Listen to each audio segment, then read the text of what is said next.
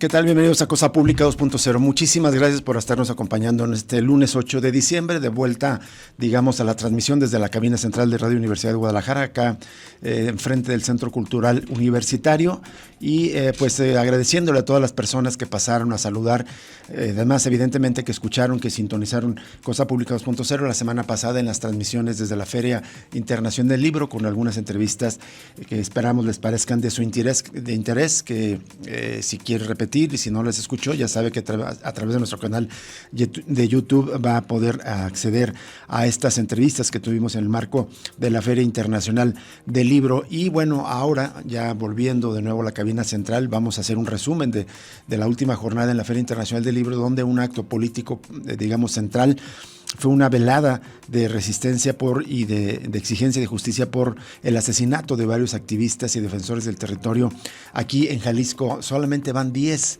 en Jalisco en lo que va del año, defensores asesinados. El periódico, los colegas del diario El Informador presentan un recuento con cada uno de estos nombres que se los vamos a dar a conocer más adelante.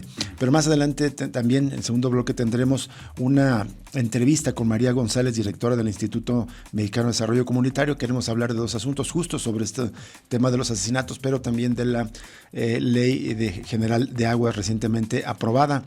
María González tiene tiempo siendo especialista en estos temas y también forma parte de las redes que han exigido una ley del aguas en sentido, un mayor sentido social y en contra de la tendencia privatizadora. Y también, como producto de estas entrevistas que tuvimos en la Feria Internacional del Libro, en la segunda parte del programa le vamos a presentar un extracto de la opinión del politólogo y analista español Juan Carlos Monedero, una persona política relevante de la política española, pero también latinoamericana, porque ha asesorado distintos gobiernos acá, entre otros el de Venezuela.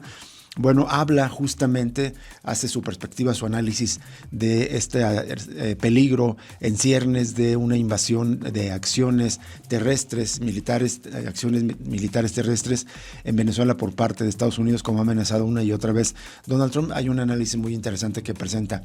Y hacia el final hay muchísima información, no la vamos a alcanzar a compartir toda, pero al menos algunas crónicas, pasajes de la crónica de la manifestación que tuvo Morena en respaldo a la presidenta Claudia Sheinbaum, algunos ecos de su encuentro con Donald Trump y Michael Carney allá en Washington, entre otros temas. Antes de los detalles, saludo con mucho gusto a mi compañero Jesús Estrada, también a Emanuel Candelas en la mesa de operaciones y Diego, que nos acompaña a la asistencia de producción. Jesús, ¿qué tal? ¿Qué tal, Rubén Martínez? Un gusto acompañarte. Gracias a todos ustedes por acompañarnos. Fíjense que muy pertinente este fragmento de la entrevista que tuvimos con Juan Carlos Monedero en el contexto de lo que ocurrió al final de la semana pasada, que es el envío que hizo el gobierno de Donald Trump al Congreso de Estados Unidos de la Estrategia Nacional de Seguridad. En ese documento, Trump le está notificando al Congreso pues que va a aplicar la doctrina Monroe de América para los americanos, es decir, apropiarse, mantener un control férreo sobre América Latina, y en eso está inscrito esa lógica, esa conversación, que por cierto es un fragmento de la entrevista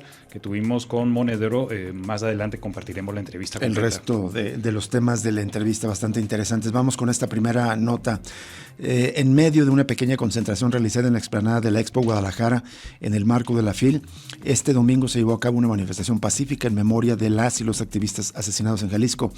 Fue convocada por alrededor de 30 organizaciones civiles, entre ellas IMDEC, CEPAD, Red Solidaria, Ziquini y el colectivo Afinación Sí, Verificación No. La protesta reunió carteles con los nombres y perfiles de las y los activistas, pero también asistentes de la comunidad indígena de Asqueltán, cuyos integrantes han denunciado los conflictos que enfrentan debido a que el crimen organizado busca adueñarse constantemente de su territorio. Es una nota de nuestra colega Rubí Bobadilla del Informador, y dice que la velada comenzó con una oración por parte de integrantes de la comunidad de Asqueltán, quienes instaron justicia por el asesinato de Marcos Aguilar Rojas, asesinado el pasado 26 de noviembre y él era representante de la comunidad tepehuana y birrárica de San Lorenzo de Asqueltán en el municipio de Villa Guerrero, aquí en Jalisco. De hecho, previamente, el sábado, hubo una rueda de prensa presidida por integrantes de la comunidad indígena de Asqueltán, y en esta jornada que le estamos reseñando fue el día de ayer. Ahí participaron también representantes, pero de organizaciones sociales que apoyan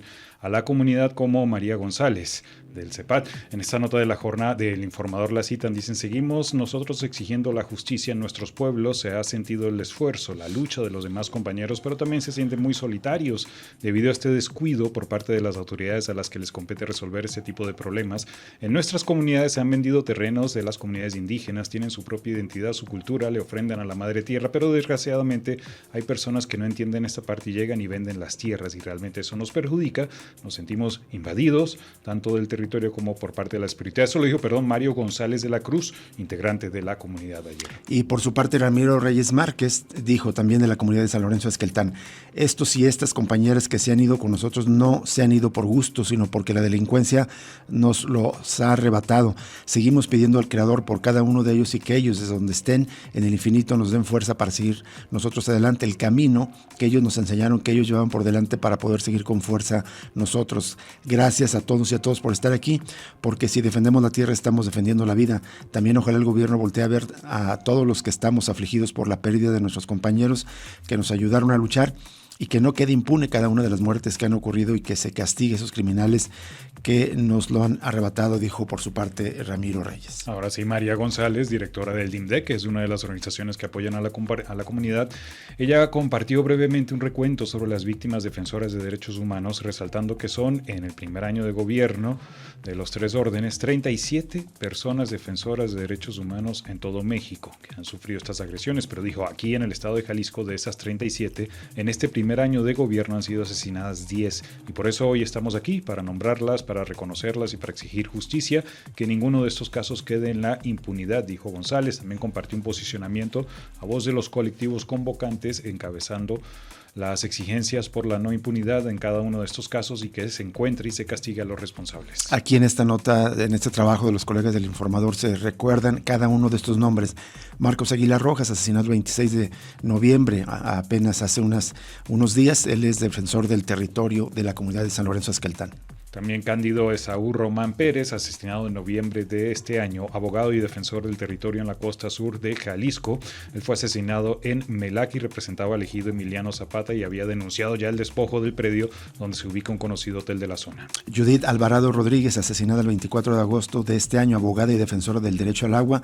Judith vivía en el fraccionamiento La Cima, en El Arenal, donde dedicó su trabajo comunitario al abastecimiento del agua potable. Katia Daniela Medina Rafael fue asesinada el 9 de agosto de este año. Ella fue una voz clave para las identidades trans en Jalisco, activista por los derechos trans y LGBTQ+. Dirigía el colectivo Trans Zapotlán en Ciudad Guzmán, donde impulsaba acciones por la visibilidad, respeto y la no discriminación. Karina Ruiz Ocampo, asesinada el 3 de mayo de este año, defensora del agua. Karina era vecina de La Cima, en El Arenal, donde encabezaba la asociación La Cima Nuestra Prioridad. Su voz acompañó la exigencia del acceso justo al agua. 2 casos, 2 mujeres asesinadas por este mismo episodio de exigencia del agua en el fraccionamiento de La Cima, en El Arenal. También hubo asesinatos de buscadores de desaparecidos. María del Carmen Morales y Jaime Daniel Ramírez Morales, asesinados ambos el 24 de abril de este año. Madre e hijo formaban parte del colectivo Guerreros Buscadores. Ellos buscaban a Ernesto Ramírez Morales cuando fueron asesinados en la colonia en Tlajomulco, donde vivían cuando salieron por agua. Y también otra buscadora, Teresa González Murillo, asesinada el 2 de abril de este año, buscadora integrante del colectivo Luz de Esperanza.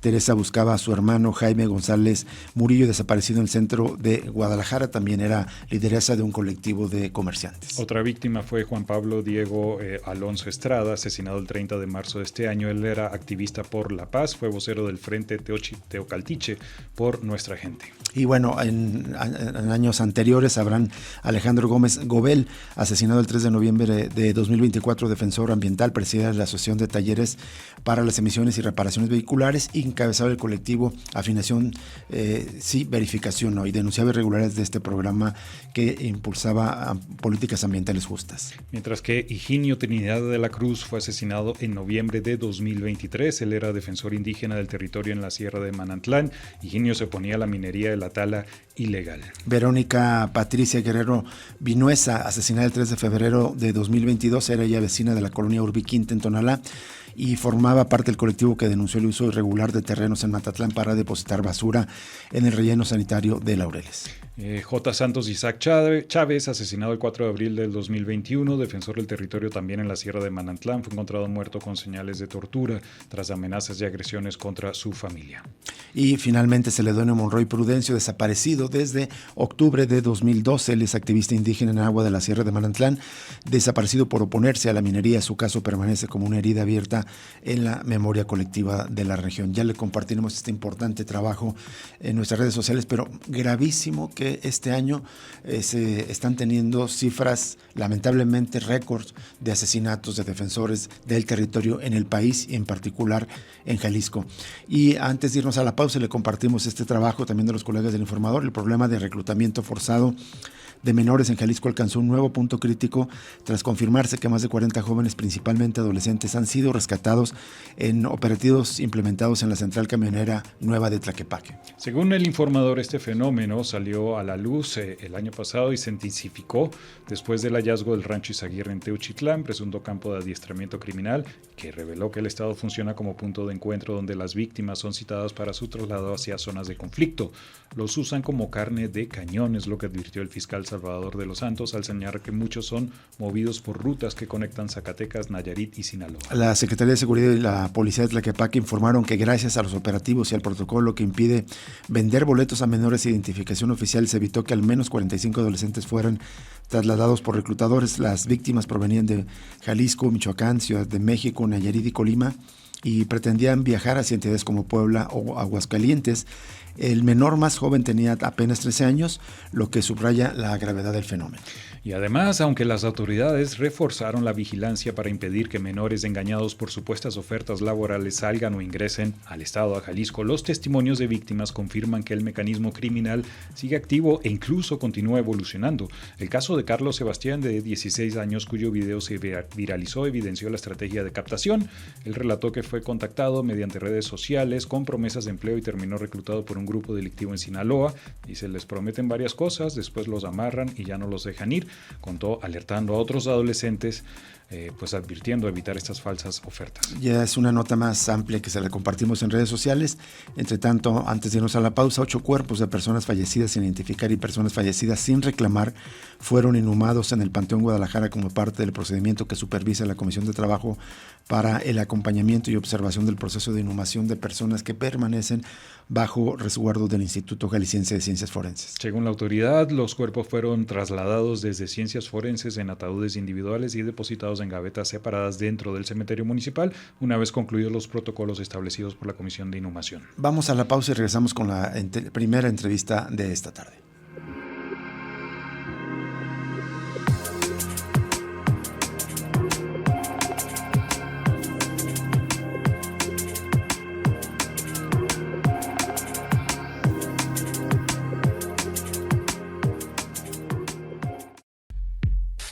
Cosa Pública 2.0.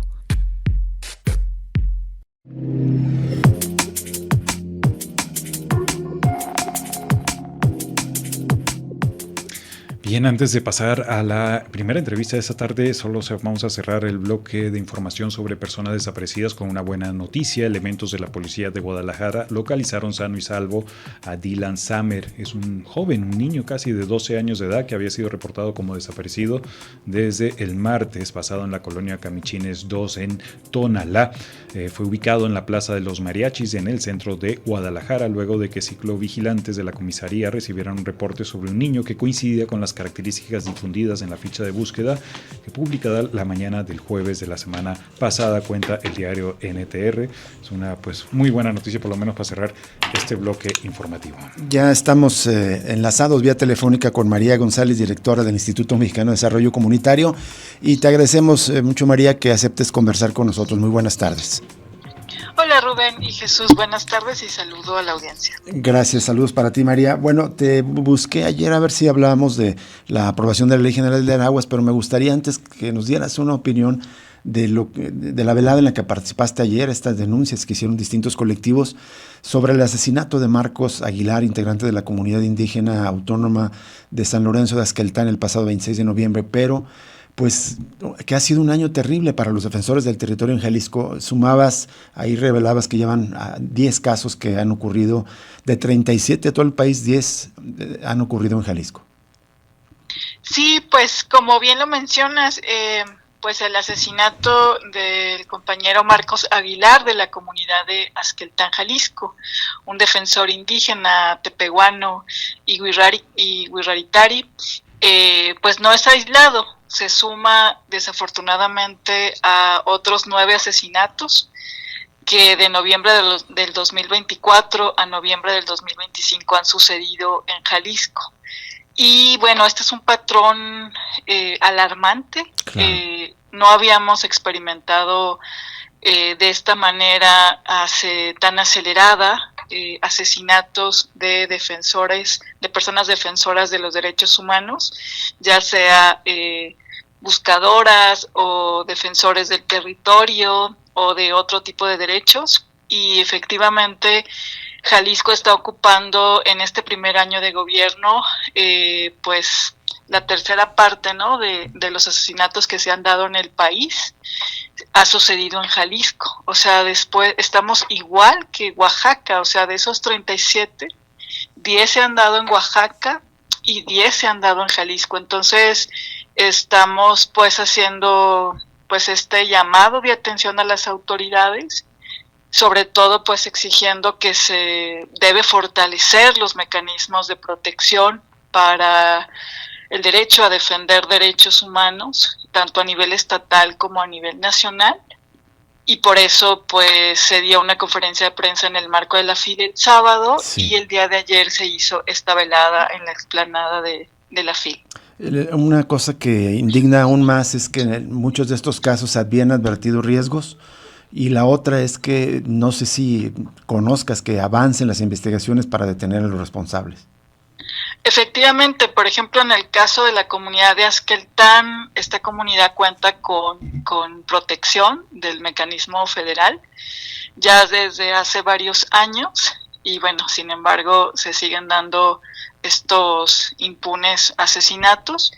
Y también lo que hacíamos mención es que, por ejemplo, estos 10 casos, ¿no?, todos están en la total impunidad, pero ninguno se ha juzgado desde el enfoque de los riesgos de su labor, es decir, de pues el derecho a defender y la labor pues de ser defensores, defensoras de los derechos humanos. Entonces, estamos exigiendo esa protección, ese fortalecimiento al mecanismo estatal, pues que es inviable, que es deficiente, desde luego también el federal, pero sobre todo 2 temas centrales, ¿no? El primero es el establecimiento de una fiscalía especial en Jalisco para personas defensoras de derechos humanos y periodistas, y que sea pues justo, ¿no? Una instancia que haga procesos de investigación desde el enfoque del derecho internacional de los derechos humanos, y también la instalación en la Comisión Estatal de Derechos Humanos de una visitaduría especial para personas defensoras y periodistas. Creemos que son alarmantes los datos. Sin duda. Y que esto es urgente, ¿no? Así es. Te comunico a Jesús, María. Hola María, buena tarde. Hola Jesús. María, ayúdanos a compartir, digamos, algunos elementos para entender por qué esta escalada es brutal, la escalada del aumento de asesinatos de activistas. ¿Qué elementos en común encuentras? ¿Cuáles pueden ser los factores que impulsen a este tipo de agresión tan violenta? Imagino que en primer lugar puede ser la impunidad, pero ¿qué otros elementos hay en Jalisco? Mira, o sea, sí, no podemos vincularlo al cambio de gobierno, ¿no? Cambio de gobierno y continuidad, tanto en el caso estatal como en el caso nacional. En estos cambios de gobierno, pues hay también una serie de reconfiguración, ¿verdad?, de los poderes ilegales y los poderes fácticos en el país, y en este caso en Jalisco. Pero ese es un factor importante, ¿no? El segundo es que del análisis que nosotros tenemos de estos 10 personas defensoras, primero 5 son mujeres y 5 son hombres.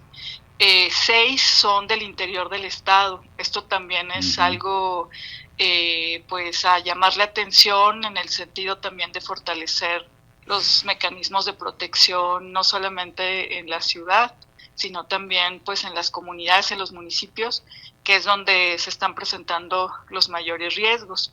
De estos 10 defensores, por ejemplo, la mayoría también son defensores de la tierra y el territorio, y se están oponiendo a grandes poderes, ¿no? Ya sea de empresas inmobiliarias, turísticas, mineras, defensa de agua, ¿no? Entonces creo que eso también es un factor importante y nos indica pues que los territorios están reconfigurados ya desde hace décadas, pero particularmente hay cambios en este primer año de gobierno, y ese control territorial que lo tienen los grupos criminales, pues obviamente en contubernio con autoridades y también con policías, ¿no?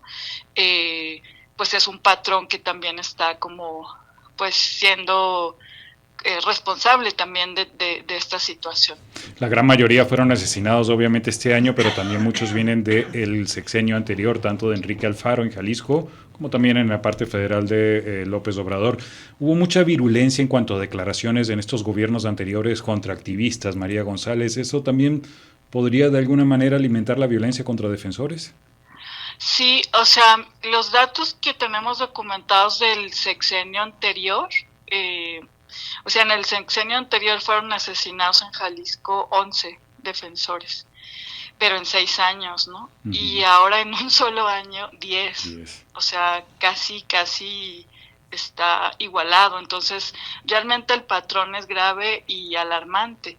Y efectivamente, como bien lo mencionas, o sea, en este cambio y continuidad, ¿no? Que es la manera en que nosotros analizamos ahorita el contexto político, efectivamente, pues las personas defensoras, pues somos más expuestas también a, pues ya sea también como a esos espacios públicos, ¿no? Donde las autoridades informan o llevan la política pública, y creo que Jalisco en el sexenio pasado también con las y los periodistas pues fue un sexenio difícil, ¿no?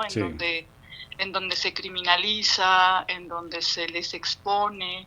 Entonces creo que pues no es aislado, ¿no? O sea, por eso para nosotros es muy alarmante, es muy grave. Hay que tomar, digamos, como medidas de fortalecimiento y protección, y que no sigamos como en esta tendencia, y sobre todo que los casos pues no queden en impunidad, pero que también toda la política de prevención se tiene que fortalecer. Así es. María, queríamos ahora preguntarte sobre temas de la Ley General del Agua. ¿Cuál es, digamos, el balance que se hace desde las distintas colectivas y colectivos que desde hace años empujaban una ley del agua más cercana a la sociedad, más con un sentido social y en contra de la privatización del agua? ¿Se logró eso en estas iniciativas que sacaron los legisladores de Morena? Que bueno, fue una iniciativa enviada por la presidenta Claudia Sheinbaum, con algunas, creo yo, pocas modificaciones. ¿Cuál es tu opinión? Sí, pues desafortunadamente se pierde una oportunidad histórica que pues por más de una década se estuvo exigiendo y se estuvo esperando. Lo que se aprueba el 3 de diciembre pues es la continuidad del salinismo, o sea, del enfoque salinista de la legislación del agua en el país. Los pocos cambios que se le hacen a esta reforma solamente fueron, digamos, de forma y no de fondo. En realidad se queda en esencia la ley de aguas nacionales privatizadora, y desafortunadamente la nueva ley general de aguas que se expide es una ley sin efectos exigibles, es decir, todo el poder lo sigue concentrando la ley de aguas nacionales, y cuando tú pues creas una nueva ley general de aguas pero que no es exigible, entonces se está incumpliendo el mandato constitucional para poder garantizar equidad, sustentabilidad y participación ciudadana pues en todo lo que tiene que ver con el derecho humano al agua y al saneamiento. María, perdón que te interrumpa, ¿Tú entiendes la lógica del gobierno, de Claudio Sheinbaum y del partido gobernante y de sus aliados, de hacer dos leyes, una ley nacional y una ley general de aguas? Bueno, pues la única explicación es intentar quedar bien, pues primero con la clase empresarial al mantener la ley de aguas nacionales y poder empujar pues el Plan México, ¿no? El Plan México necesita de grandes cantidades de agua, de que las concesiones queden intocables. Entonces, bueno, mantiene la ley de aguas nacionales y luego pues intenta cumplir el mandato que no se cumple, ¿no? O sea que en realidad es inconstitucional lo que ha sucedido, generando una ley general de aguas que solamente es enunciativa, pero que en realidad no tiene dientes, ¿no? O sea que todo lo va a regresar. O sea, quien mantiene el control del agua sigue siendo pues la ley salinista. Esa es nuestra única explicación, que efectivamente el gobierno federal intenta quedar bien, por así decirlo, pues con su militancia y también con la clase empresarial. No pueden empujar un Plan México que pues está con un enfoque total a la apertura a la inversión. Sí, pues sí transformaban el régimen del agua y desafortunadamente se pierde esa oportunidad en este país y pues vamos a seguir en la conflictividad social y vamos a seguir pues en el despojo del agua a los pueblos campesinos, indígenas y ciudadanía en general. Un par de veces que tiene como el espíritu salinista. Me imagino que el inquilino de la chingada se revolverá de su hamaca, porque supuestamente pues él odiaba y él combatía todo este régimen, pero se ve que hay hay muchos rescoldos del viejo régimen liberal todavía operando en el actual gobierno, ¿no? Sí, totalmente. De hecho, o sea, pudiéramos compartirles pues como el listado de cosas que quedaron intactas. Vamos a sacar un comunicado. Es larga la lista, ¿no? O sea, no nos daría como el programa, ¿no? Como para profundizar, pero digamos como los temas claves que se exigieron, por ejemplo, que se tipificara el delito de contaminación, no se aprueba, que se reconocieran los sistemas comunitarios con derecho pleno, no se aprueba, que los pueblos indígenas tengan derecho al agua, no se aprueba, se mantienen los consejos de cuenca que no sirven para nada, que no representan a las comunidades, a los pueblos, solamente pues a la hidrocracia. En fin, es una lista larga. Y hay cambios en la ley, digamos, de términos, de conceptos, pero que en realidad estamos hablando dejan casi intacto el sistema de régimen de concesiones. Exacto. Y claro que es decepcionante, y además porque los derechos en este país y pues en el mundo entero pues son conquistas sociales, y el derecho humano al agua y al saneamiento es una conquista que viene de abajo, que viene de los pueblos, que viene de las comunidades, ¿no? Así es.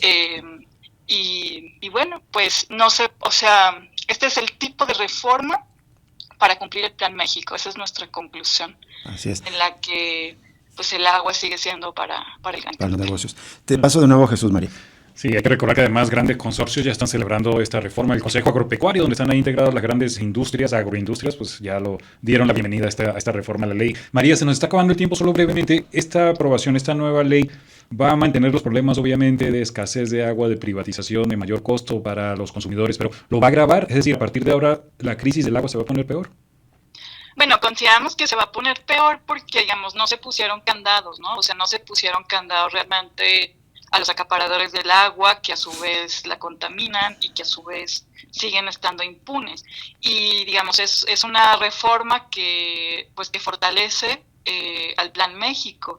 Y el Plan México en este país, pues, es un plan, pensado en el gran capital o en la inversión extranjera, pero a costa nuevamente de ecosistemas, de derechos, de salud de las personas, ¿no? Y que necesita pues grandes volúmenes de agua. Una cosa que a nosotros nos llamó mucho la atención es que justo el día que se estaba discutiendo la ley, que además, o sea, fue también pues con procesos de albazo, de fast track, o sea, como en el viejo régimen priista, y que además se desconocieron, esto es importantísimo, ¿no? O sea, el esfuerzo que se hizo desde el Movimiento en Defensa del Agua Nacional que hicimos, de que se abrieran los parlamentos ciudadanos en 16 estados, ¿no? Aquí en Jalisco tuvimos, que se abrieran las audiencias, ¿no? Se desconoció todas las propuestas de las audiencias públicas, todas las propuestas de los parlamentos, y realmente pues fue una simulación se mantiene la privatización y se agravará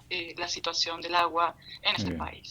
Terrible. Terrible, María. Muchísimas gracias por aceptar conversar con nosotros. Y pues en cuanto esté el comunicado, si te parece, seguimos en contacto para dar a conocer los puntos centrales de toda esta coalición de organizaciones que impulsaban otro modelo totalmente contra el modelo privatizador. Gracias, María. No, al contrario. Un abrazo a igualmente. los dos. Buenas tardes. Buenas tardes, María González, directora del Instituto Mexicano de Desarrollo Comunitario. Nos vamos a una pausa y regresamos para presentarle este fragmento de la entrevista con Juan Carlos Monedero sobre el tema de Venezuela.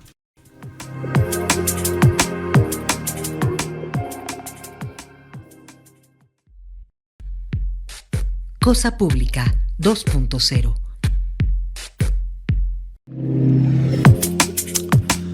La Feria Internacional del Libro puede parecer muy caótica, que hay demasiados eventos, pero siempre es una oportunidad para poder charlar, poder entrevistar, en nuestro caso, nuestro trabajo, a contactar y hablar con personajes interesantes, relevantes para los temas sociales y políticos que tratamos habitualmente, y fue el caso de esta Feria Internacional del Libro. Ahí tuvimos oportunidad de hacer una entrevista pues, ciertamente larga a Juan Carlos Monedero, que es analista politólogo español, fue junto con Pablo Iglesias una de las grandes figuras del partido Podemos después del movimiento del 15M que ocurrió en 2011, si mal no recuerdo, ¿no? Sí. Después de la Primavera Árabe, o junto con la Primavera Árabe, un partido que abrió muchísimas expectativas de poder hacer las cosas distintas a la partidocracia. Parece ser que no se ha podido. Bueno, el caso es que es una figura que viene desde entonces, ha sido asesor de algunos gobiernos, entre otros de Hugo Chávez, fue asesor de Hugo Chávez. Y tuvimos una oportunidad de hacer una entrevista y ahí salió el tema de Venezuela. Jesús. Sí, justamente es pertinente. Ese es el que vamos a compartir. Más adelante le compartimos toda la entrevista con temas más profundos sobre críticas, digamos, a los gobiernos progresistas también.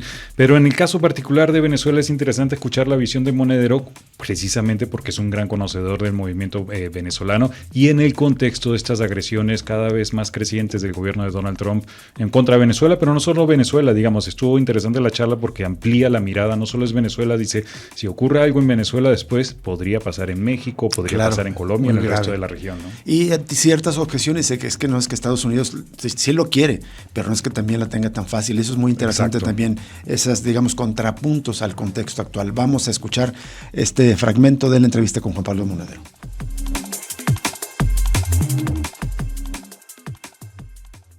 En Venezuela también ha ocurrido esa verticalidad y esa, digamos, falta de... Venezuela decidieron que iba a ser el villano universal. Chávez le metió el dedo en los ojos a Estados Unidos y eso enfada mucho. O sea, que estos tienen memoria y mala leche. No es decir que un tipo como Trump se acuerda de cuando le han hecho alguna o cuando ha perdido, ¿no? O sea, tienen muy mal perder. Los líderes tienen muy mal perder, ¿no? Y si pueden, te la guardan porque son psicópatas por lo general, ¿no? Entonces, Chávez reactiva la Organización de Países Productores de Petróleo, pone el barril a $100, crea la UNASUR, crea la CELAC, dice que va a negociarse el precio del petróleo en dólares, amenaza con crear un Banco del Sur. Cuando visité a Lula en la cárcel en Curitiba, él me lo recordó, me dijo, me equivoqué al no seguir lo que me pedía Chávez de crear un Banco del Sur, que ahora lo han creado los BRICS indirectamente, ¿no? Este Banco de Desarrollo, pero Chávez le dijo queríamos un Banco del Sur, empezaron a hacer maniobras conjuntas y utilizó la diplomacia del petróleo para unificar a la región. Estados Unidos, que además en ese momento estaba muy distraído con Oriente Medio, pues de repente vio cómo en un dominó ganó Chávez, ganó Néstor Kirchner, ganó Lula, ganó Evo, ganó Correa, ganó Lugo. Y claro, y otro de los elementos que también hizo Chávez es, en nombre del multipolarismo, entró Rusia y entró China y entró Irán y entró India, y de repente algo que estaba prohibido por los acuerdos de Yalta y Potsdam, que aquí los chinos no entraban y los rusos pues entraron, y Estados Unidos pues no pudo sino contemplarlo con escándalo, ¿no? Claro, muere Chávez, Arabia Saudí hunde los precios del petróleo para intentar evitar el fracking, se redoblan los ataques contra el gobierno bolivariano y ahí van enrocándose. Les hacen un bloqueo económico, les cierran la riqueza del país, entonces van cerrándose, pero van aguantándose. Es decir, que es mentira que Venezuela sea una dictadura. Es un sitio que se respetan los asuntos democráticos y los derechos humanos como en Suiza. Pues no, ¿en dónde? En España tampoco, ¿no? Es que a veces parece que exigimos que a un país, ¿no?, recién salido de 100 años de guerra civil y después de regímenes autoritarios, ¿no?, falsamente democráticos, parece que en 10 años tienen que ser el ejemplo de la democracia mundial, ¿no? Pero los errores propios del régimen chavista, ahora con Maduro, corrupción, incluso fraudes electorales. Te lo digo con, digamos, de gente de la otra campaña en Venezuela, desde la izquierda, plantea estas críticas al gobierno de Maduro. Mira, las dos cosas que has dicho, la corrupción es endémica en Venezuela porque es un país que nunca tuvo minas. Al no tener minas nunca fue un virreinato, sino que fue una capitanía general para gestionar el cacao que tenían la concesión los Borbones y que gestionaban con la compañía de Guipúzcoa. Cuando ganan la independencia tienen prácticamente un siglo de guerra civil y cuando empiezan a armar el Estado con Marcos Pérez Jiménez ya tienen petróleo. Por tanto es un Estado que no está sujeto a las líneas de tensión que hace que el Estado sea más eficiente en otros lugares, ¿no? Porque ahí se reparte la plata desde arriba y por tanto la corrupción es endémica. O sea, Chávez fue capaz de solventar los problemas del neoliberalismo, hubo redistribución de la renta, se alfabetizó a todo el pueblo, se crearon infraestructuras, se crearon pues, casi 1 millón de viviendas, ¿no?, en conjunto también sumando las que ha creado Maduro, pero los elementos de ineficiencia del Estado están ahí. Están ahí, por eso también el ejército es tan importante, porque el ejército es una estructura funcionarial que más o menos funciona. Lo del fraude electoral yo no lo asumo. Yo estuve allí y hay, creo, una prueba bastante evidente. Si realmente la oposición hubiera ganado las elecciones, estarían colgadas todas las actas en una página web de la CNN o de Clarín o de El Excelsior. ¿Y por qué no están colgadas? Porque no ganaron.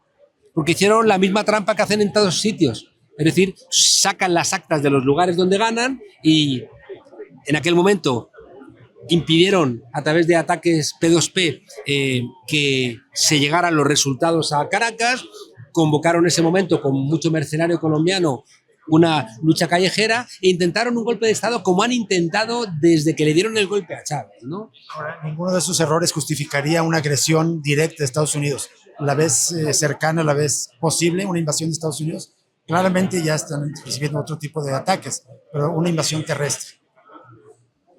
Pues, mira, la semana pasada Trump iba a bombardear Corea del Norte, al día siguiente Kim Jong-un es su mejor amigo, iban a poner aranceles del 50% a Brasil si juzgaban a Bolsonaro, pues ahora es el mejor amigo de Lula, iba a cortar los fondos federales a Mandani, luego lo recibe en el despacho Oval. O sea, con este señor, ¿quién sabe? Porque este señor no sabe ni él mismo lo que sabe, ¿no? O sea, no sabe ni él mismo lo que piensa. ¿Puede haber barbaridades? Yo creo que hay que prepararse para las barbaridades porque estos señores de Estados Unidos han invadido, ¿qué?, 50 veces América Latina. Y por tanto, uno, aplicando ciertas lógicas, dice, ¿y este despliegue para nada? Llevar allí un submarino nuclear y llevar allí el Gerald Ford y demás. Para nada. Pues a lo mejor sí, para nada. ¿Sabes por qué? Porque salía un artículo hace un par de días en el New York Times donde se planteaba, que se reconocía que María Corina Machado había vuelto a mentir a Trump. Es decir, le habían dicho, tú llevas el portaaviones, va a haber un levantamiento popular, va a haber un sector del ejército que se va a levantar y no vamos a tener que pegar ni un tiro. Pero no y Maduro se sigue riendo. Ahora, la otra cosa es que de todas maneras, también en versiones del New York Times, el mismo Maduro está ofreciendo entrar a empresas de Estados Unidos. ¿Crees que al final sea un pero poco si a propósito? Chevron está. Sí, pero pues claro, siempre han querido hacer negocios con los estadounidenses. Siempre han hecho. Pero si es que es de sentido común. Estados Unidos tiene petróleo para 6 años. Y Venezuela lo tiene ahí al lado, a 2 días en barco.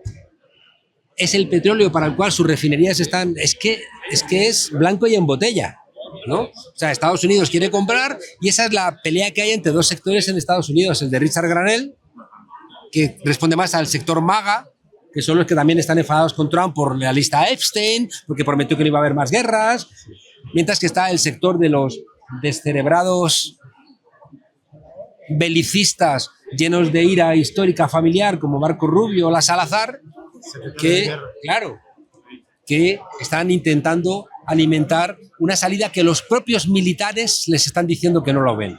Porque es más fácil entrar en Venezuela que salir. Si uno conoce la orografía del país, si uno sabe que hay el número de militares armados, si uno sabe que están recibiendo apoyo de China y de Rusia, militar. Sabemos que hay 4 millones de ciudadanos en la milicia con armas, que generaría una respuesta fuerte de Brasil, de México, de Colombia, que la frontera con Colombia no la controlan porque están ahí las guerrillas. Es que hay que ser muy alocadito, para querer entrar en Venezuela. ¿Puede entrar? Pues claro, pero también entraron en Afganistán, en Irak, en Siria, en Libia. ¿Y cómo salieron? Pues salieron con el rabo entre las piernas. ¿Pueden hacer daño? Sí. ¿Hay que evitar que no entren? Sí. Pues solo comentario. Como dicen en Venezuela, María Corina volvió a vacilar a Trump, porque hay que recordar, en 2017 se fueron con el mismo error en el primer gobierno de Trump, una serie de equivocaciones de parte del gobierno de Trump con Guaidó. ¿Dónde está Guaidó? Invasión de mercenarios que no funcionó, detenciones, en fin.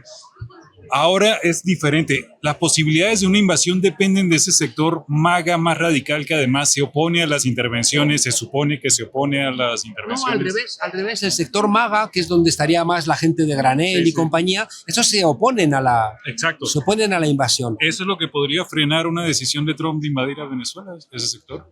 Yo te diría que hay como media docena de razones. Una es, los militares no lo ven.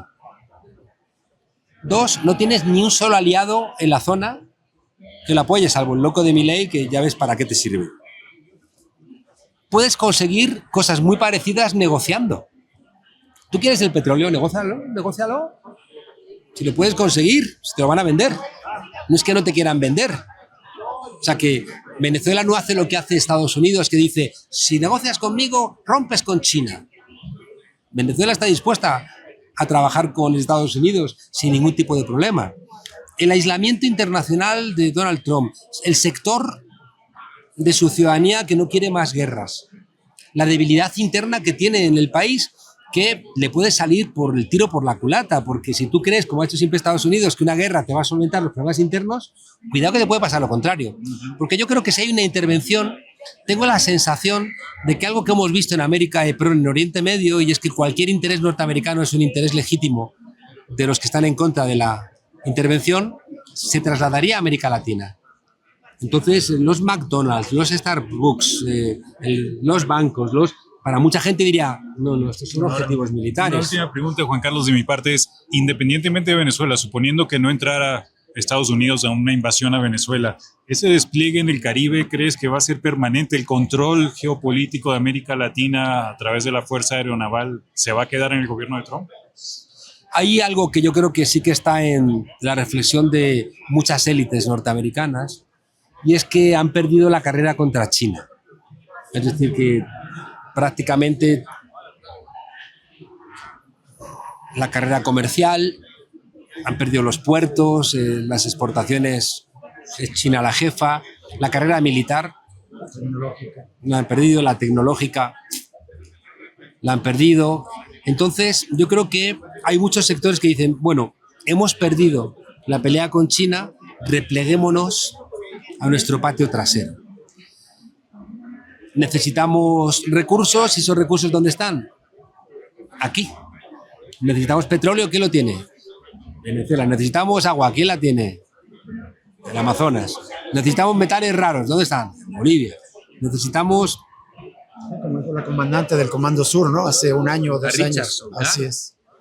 Entonces, yo creo que está todo abierto, ¿no? Y por eso mi gran exigencia es que América Latina opere unida regionalmente, porque si entran en Venezuela, ¿por qué no van a intervenir en el norte de México? ¿Por qué no van a intervenir en Colombia, que tienen allí no las bases, pero sí que asentamientos militares? ¿Por qué no van a hacerse con los recursos que necesitan del Amazonas, ¿no?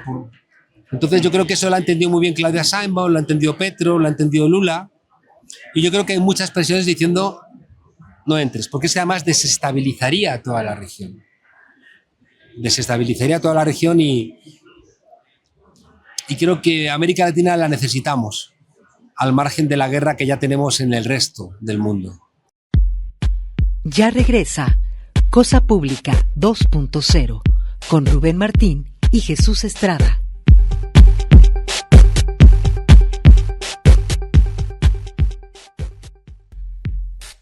Cosa Pública 2.0.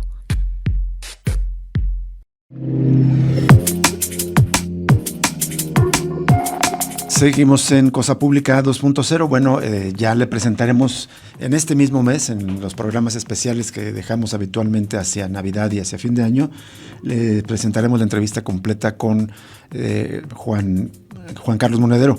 Y hay otras entrevistas más que seguramente le interesarán, otras con Federico Mastro Giovanni, que vino a presentar un libro muy interesante, Resistir de la comida, ya escuchará usted, y con una autora puertorriqueña, Anjuli González, que trata sobre temas de gentrificación, turistificación, cómo resistir incluso en un territorio más afligido por la colonia, porque literalmente es un espacio colonial como es Puerto Rico, no tiene una soberanía, es un protectorado de Estados Unidos. Desde ahí hace esas reflexiones. Muy interesante esta entrevista también, que ya se la presentaremos más adelante. Por lo pronto vamos a las noticias del día y que de algún modo están relacionados con estos asuntos, la pretensión de dominio imperial que tiene Estados Unidos. La Fiscalía General de la República corrigió ayer que la investigación iniciada por la explosión de un automóvil en Coahuila, Michoacán, es por el delito de delincuencia organizada, no por terrorismo. Fuentes federales informaron que tras el hecho el caso fue atraído de inmediato por la Fiscalía Especial en Investigación de Terrorismo, Acopio y Tráfico de Armas, adscrita a la Fiscalía Especializada en Materia de Delincuencia Organizada, lo que generó confusión en la redacción del comunicado oficial publicado el sábado anterior. Cuenta la jornada que en la conferencia de prensa de ayer en Michoacán, Carlos Torres, titular de la Fiscalía General de ese estado, informó que en los hechos participó una camioneta Dodge Ram que llegó desde Colima hasta las instalaciones de la Policía Comunitaria allá en Coahuila, donde explotó y provocó la muerte de 5 personas. Eran 3 policías comunitarios y 2 personas desconocidas, entre quienes está el conductor del vehículo, y además que dejó 7 lesionados. El funcionario indicó que 12 vehículos resultaron dañados, de ellos 2 son camionetas blindadas marca Chevrolet tipo Suburban de la Corporación Comunitaria. Por cámaras de videovigilancia se pudo saber que el vehículo entró a Michoacán por la carretera federal 200 Manzanillo-Lázaro Cárdenas y llegó a las 8:35 al poblado de San Vicente, donde permaneció hasta las 9:30 para posteriormente dirigirse a la zona dentro de Coahuila. En la localidad sigue vigente y activa la Corporación Comunitaria que dirige Héctor Cepeda Navarrete, el comandante Teto, exintegrante de un grupo de autodefensas, el cual ha enfrentado los cárteles de los Caballeros Templarios y Cártel Jalisco Nueva Generación. Ya les dejamos la nota completa donde se da cuenta del estado de fuerza de la Fiscalía General, de los peritos y policías federales ministeriales que están haciendo la investigación allá, y también un comunicado de la comunidad nahua autónoma de Santa María Ostula que condena, ellos dicen, atentado terrorista que el crimen organizado llevó a cabo el mediodía de este 6 de diciembre en la comandancia de la Policía Comunitaria del municipio de Coahuila, de la comunidad de Santa María Ostula. Esto es muy importante porque acuérdense que estamos en este contexto en que Donald Trump declaró organizaciones terroristas internacionales a las cárteles del crimen organizado, y eso supuestamente le daría pretexto para combatirlos donde fuera. Por eso estamos suponiendo, el gobierno de Claudio Sheinbaum está siendo muy cauteloso en cómo califica este atentado, pero claro que la comunidad tiene el derecho de expresar, digamos, toda la violencia que han padecido, calificándola de una violencia terrorista. Han caído varios de sus compañeros, de los integrantes de la comunidad de Santa María Ostula a lo largo de los últimos años, protegiendo, cuidando el territorio. Ya les compartiremos también este comunicado de la comunidad. Y bueno, con esto nos despedimos. Muchísimas gracias por acompañarnos en esta tarde. Lo invitamos a permanecer en sintonía de Radio Universidad de Guadalajara, y nosotros le invitamos a que mañana nos acompañe en otra emisión totalmente nueva de Cosa Pública 2.0, el análisis crítico de la realidad de cada tarde. Hasta mañana, gracias. Hasta luego.